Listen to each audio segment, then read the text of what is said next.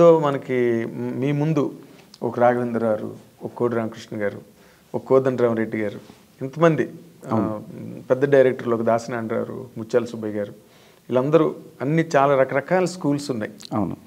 అందులో ఏది బాగా నమ్ముతారండి మీరు? నేను వశిష్ఠ స్కూల్ ఫాలో అవుతాను సార్. వా ఓకే. నా స్కూల్ నేను ఫాలో అవుతాను సార్. ఓకే. నేను రాసుకున్న రూల్స్, నేను రాసుకున్న రెగ్యులేషన్స్. అంటే వీళ్ళెవ్వరి తాలూకా ఇన్స్పిరేషన్ కానీ ఇన్ఫ్లుయెన్స్ కానీ మీ మీద లేదండి? ఏమి ఉండదు సార్. ఉంటే వినాయక్ గారి ఇన్ఫ్లుయెన్స్ ఉంటుంది నా మీద. ఓకే. వినాయక్ ఆయన ఇన్ఫ్లుయెన్స్ ఉంటుంది. ఓకే. వినాయక్ బాగా ఎంటర్టైన్మెంట్, ఇమోషను, యాక్షన్. అవును. దాని ఇన్స్పిరేషన్ ఎక్కువ, మీకు ఆ ఇంపాక్ట్ ఎక్కువ ఉంది. ఆయన ఇన్స్పిరేషన్ ఎక్కువ ఉంటుంది నాకు. ఇన్స్పిరేషన్, ఇన్ఫ్లుయెన్స్ కూడా. ఇన్ఫ్లుయెన్స్ కూడా. ఎందుకంటే ఆయన సినిమాలకు వర్క్ చేశారా మీరు? అంటే వర్క్ చేయలేదు సార్, బట్ ఎక్కువ మూవ్ అయిన ఆయనతోటి. చిన్నప్పటి నుంచి నాకు బాగా క్లోజ్. నాకు ఆయన క్లోజ్. యాక్చువల్గా నాకు కథ చెప్పడం కూడా ఆయన చూసి నేర్చుకున్నాను నేను.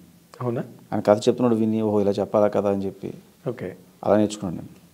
ఏ కథలు చెప్పినప్పుడు మీరు విన్నారు సార్? వాళ్ళ డిస్కషన్స్ అప్పుడు ఏ కూర్చుంటాం కదా ఇంట్లో, అలా. అది కదా, అంటే ఏదైనా పర్టికులర్ సినిమా ఆయన చేసిన సినిమాల్లో ఇంకా సెట్స్కి వెళ్ళిపోతున్న ముందు ప్రొడ్యూసర్లతో కూర్చున్నప్పుడు విన్నారా? అలా కదా సార్, జనరల్గా ఆయన డిస్కస్ చేస్తున్నప్పుడు ఆయన ఫ్రెండ్స్తో చేస్తున్నప్పుడు నేను వెళ్ళేవాడిని ఆయనతో పాటు. ఓకే. ఆ టైంలో వాళ్ళు చెప్పే నరేషన్ స్టైల్ బాగుండేది, చాలా అర్థమయ్యేలా ఉంటుంది, క్లియర్గా, ఎక్కడ కన్ఫ్యూజన్ ఉండదు. సో అది భలే నచ్చింది నాకు, ఇలా చెప్పాలా కదా, అలా నేర్చుకున్నది. ఓకే. ఆ స్కూల్ నుంచి వచ్చారు మీరు, వినాయక్ గారి స్కూల్ నుంచి వచ్చారు. హ్యాపీ అనుకోవచ్చు. Very good. అయితే ఇంకొక పాయింట్ అండి, చిరంజీవి గారు ఈ మధ్య రోజుల్లో చేసిన సినిమాలు చూస్తే ఆయన వేరియేషన్స్ మీద వెళ్తున్నారు అన్నీ కూడా. ఒక సైరా చేయడం కానీ, లేకపోతే ఒక లూసిఫర్ తెలుగులో చేయడం కానీ, ఒక డిఫరెంట్ ప్యాటర్న్లోకి తను వెళ్ళాలి,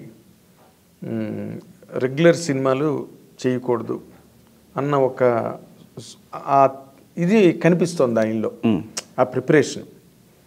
ఇప్పుడు ఈ సినిమా కంప్లీట్గా ఫ్యాంటసీ. అవును. చిరంజీవి గారి తాలూకా అభిమానులు కానీ, లేకపోతే ట్రేడ్ కానీ, వాళ్ళ గురించి ఆలోచిస్తే ఈ సినిమా చిరంజీవి గారికి ఏ రకమైన ఇమేజ్ ఇస్తుందండి? ఇప్పుడు వాల్టర్ వేరే ఉంది, మాస్ హిట్, రికార్డ్ బ్రేక్స్ అయ్యాయి. ఇప్పుడు అవనగడ్డ రామకృష్ణ థియేటర్లో కూడా 365 రోజులు అవును ఏకదాటిగా ఆడిన సినిమా. మళ్ళీ మాస్ చిరంజీవి గారు తిరిగిలేదు మాస్ హీరో అన్న ఇది రికార్డు క్రియేట్ అయింది. ఇప్పుడు ఈ సినిమా ఎలాంటి ఇమేజ్ ఇస్తుంది సార్ చిరంజీవి గారు? సార్ సారీ టు సే, మీరు అడిగిన క్వశ్చన్లో తప్పు ఉంది సార్. ఏంటది? ఆయనకి ఎలాంటి ఇమేజ్ ఇస్తుంది అని చెప్పి. అవును, ఆల్రెడీ ఆయనదే పెద్ద ఇమేజ్ సార్. అది మెగాస్టార్ అనేది పెద్ద ఇమేజ్. అది 155 సినిమాలు చేశారు ఆయన, ఇది 156వ సినిమా. చాలా రకరకాల క్యారెక్టర్స్ చేశారు, రకరకాల ఇమేజ్లు, అంటే రకరకాల సెటప్లో రకరకాల జోనల్ సినిమాలు చేశారు. మీరు అన్నట్టు రీసెంట్గా వచ్చిన సైరా కానీ, లేకపోతే గాడ్ ఫాదర్ అంటారు, బట్ దానికి ముందు సినిమాలు రుద్రవేణి చేశారు ఆయన. తర్వాత అదేంటిది ఎముడికి మొగుడు చేశారు. అంటే ఆయన అప్పుడే స్టార్ట్ చేశారు. అవును, అవన్నీ పెద్ద హిట్లు, అవన్నీ మామూలు హిట్లు, అన్ని జోనర్లు చేశారు ఆయన. ఇప్పుడు ఆయన ఇమేజ్ ఎప్పుడు కూడా మెగాస్టార్ అనే ఇమేజ్ అంతే, దాన్ని మనం పెంచేది ఏం లేదు, ఎక్కడో అక్కడ ఉంది, ఇంకా దానిపైన ఏం లేదు. అదే అదే. సో మనం దాన్ని చెడగొట్టకుండా ఉంటే చాలు. ఓకే. అంటే మీ ఆన్సర్ చాలా బాగుంది, నా క్వశ్చన్ మాత్రం రాంగ్ కాదు, ఎందుకంటే నేను దాన్ని మళ్ళీ అనలైజ్ చేస్తాను. ఏంటంటే మీరు అడిగారు ఎలాంటి ఇమేజ్ ఇస్తేనే అడిగారు, ఇవ్వడానికి ఏం లేదు సార్ అక్కడ అంటాను నేను. అది ఒక రకంగా కరెక్ట్, అన్ని రకాలుగా అదే కరెక్ట్ సార్. కాదు, మెగాస్టార్ అనే ఇమేజ్ హై, అది అక్కడే ఉంది, ఆయన కొత్తగా ఇచ్చేది ఏం లేదు. నేను మెగాస్టార్ అనే ఇమేజ్ ఎక్కడో ఉంది, ఇంకా దాని మీద ఏం లేదన్న మాట కూడా కరెక్ట్. చాలా మంచి ఎనాలిసిస్ అది. నేను అనేది ఏంటంటే, ఇప్పుడు ఆడియన్స్ సినిమా చూసినప్పుడు చిరంజీవి గారు కొత్తగా చేశాడరా, కొత్తగా ఉన్నాడరా, అసలు లుక్ కానీ, ఆ గెటప్ కానీ, ఇవన్నీ కూడా, అది నేను అడిగింది. అది సినిమా కాదు కదా, గెటప్స్ ఏమైనా ఉన్నాయి సినిమాలో? అది ఇప్పుడు చెప్పలేదు కానీ సార్, గెటప్స్ ఉన్నాయా లేవనేది ఇప్పుడు too early to say. But ఈ సినిమాకి ఏం కావాలో అది ఉంటుంది సార్, అంతే. నా సినిమాకి ఏం కావాలో అది ఉంటుంది. ఓకే. అంటే ఇది కాస్ట్యూమ్ డ్రామా కాదు? కాస్ట్యూమ్ డ్రామా కాదు. ఓకే, నేను అదే నాట్ ఏ కాస్ట్యూమ్ డ్రామా. ఇప్పుడు బింసార్ లాగా కాస్ట్యూమ్స్ కాదు, కంప్లీట్గా ఆయన సోషల్ గెటప్లోనే జగదేకుడు. ఎక్కడ ఆయన స్టైల్ మిస్ అవ్వదు సార్, ఎక్కడ ఫ్యాన్స్ మెగాస్టార్ చిరంజీవిని మిస్ అవ్వరు ఎక్కడ. అంటే ఒక పాత్రలో చిరంజీవి గారిని నేను చూడనక్కర్లేదు, చిరంజీవి గారిలోనే పాత్రను చూడాలి. ఆ పాత్రలో చిరంజీవి గారిని చూసుకోవచ్చు. అది నేను అడుగుతున్నాను. అంటే ఈ పాత్రలో చిరంజీవి గారి క్యారెక్టర్, ఈ గెటప్. సరే ఇప్పుడు సినిమా చూస్తున్నప్పుడు వాల్తేరు వేరే అన్నప్పుడు అంతా చిరంజీవి వాల్తేరు వేరేనే ఫాలో అవుతాం. చిరంజీవి గారిని మాకు తెలుసు, జనాలు చిరంజీవి గారి సినిమానే అక్కడికి వెళ్తాం మనం. అవును. వెళ్ళిన తర్వాత క్యారెక్టర్ ఫాలో వేరేనే ఫాలో అవుతాం మనం, వేరేనే ఫాలో అవుతాం. అవును. అలా సైరా నరసింహారెడ్డిని ఫాలో అవుతాం. మీరు ఇక్కడ దొరికారు నాకు. ఇప్పుడు వీరయ్యలో ఆయన వీరయ్య గెటప్లో ఉన్నారు, రైట్. సైరా నరసింహారెడ్డి గెటప్లో ఉన్నారు. అవును. సో మనం ఆ పాత్రలోనే చిరంజీవి గారిని చూస్తాం, చిరంజీవి గారినే చూస్తాం. అవును. బట్ ఆ పాత్రలో చూస్తాం. అవును. ఇప్పుడు అలాంటిది ఏమైనా ఉందా? లేదు మామూలుగా ప్యాంటు షర్టు? నేను దొరకలేదు సార్. నా సినిమా రిలీజ్ తర్వాత మీరు చూడొచ్చు, చెప్పొచ్చు. అది నేనే చెప్తా. అదే అప్పుడు ఎందులో అప్పుడు చెప్పాలి, ఇప్పుడు చెప్పలేను నేను. అది చెప్పకూడదు కూడా. నేను దొరకలేదు. మీరు మొదటి నుంచి దొరకట్లేదు, నేను ఊరికే డెస్పరేట్గా ట్రై చేస్తున్నాను అంతే. ఎందుకంటే ఆయన అభిమానులు ఇప్పుడు ఆ రోజుల్లో ఏ వాక్ ఆఫ్ లైఫ్లో సినిమా ఇండస్ట్రీలోకి వచ్చినా, అది జర్నలిజం కావచ్చు, మ్యూజిక్ డైరెక్షన్ కావచ్చు, స్క్రిప్ట్ రైటింగ్ కావచ్చు, ఏదైనా కావచ్చు.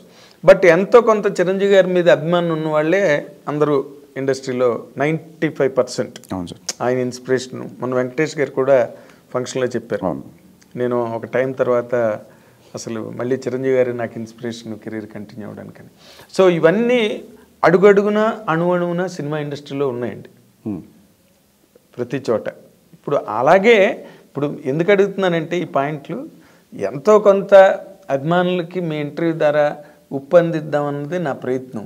మీరు ఆ ఉప్పు అందనివ్వకుండా అసలు మీరు చాలా టైట్గా కూర్చుంటున్నారు. టైట్గా ఏం కూర్చోలేదు సార్. నేను ఇంకో మాట అడుగుతాను సార్, ఇంకో మాట.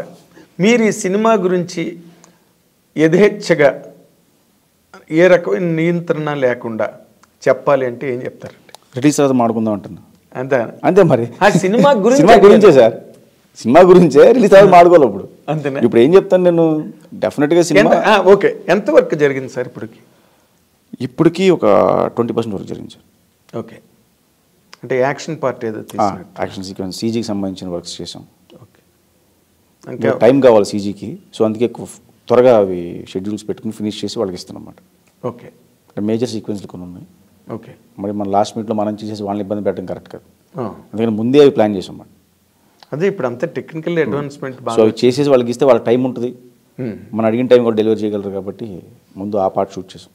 గుడ్. అంటే ఇంకా ఈ సెట్ వర్క్లోకి వాటిల్లోకి మీ ఫ్యాంటసీ వరల్డ్లోకి ఇంకా వెళ్ళామండి. వెళ్ళారా? ఓకే. విలన్కి సంబంధించిన వర్క్స్ అన్ని కూడా పూర్తి చేసాం దాంట్లోనే. ఓకే. రొమాన్స్ హీరోయిన్స్ అంటే ఉంటుందండి డెఫినెట్గా సినిమాలో, కానీ అవి స్టార్ట్ చేయలేదు ఇంకా. అంతేనా? అదే అడుగుతున్నాను. ఇంకా అంతవరకు వెళ్ళా. ఫైట్లోనే ఉన్నారు, పాటల వరకు వెళ్ళలేదు. పాటల వరకు ఇట్స్ టూ ఎర్లీ, అంటే ఇంకా మేజర్ వర్క్ జరుగుతుంది. ఓకే. షెడ్యూల్స్ బట్టి. ఎప్పుడండి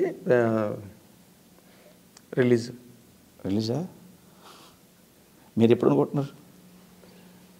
ఏమో దీనికి ప్రాజెక్ట్కు 1 year అయినా పడుతుందేమో అనిపిస్తుంది నాకు టోటల్గా. ఎందుకంటే మీ ఫ్యాంటసీలు, సెట్లు, సీజీలు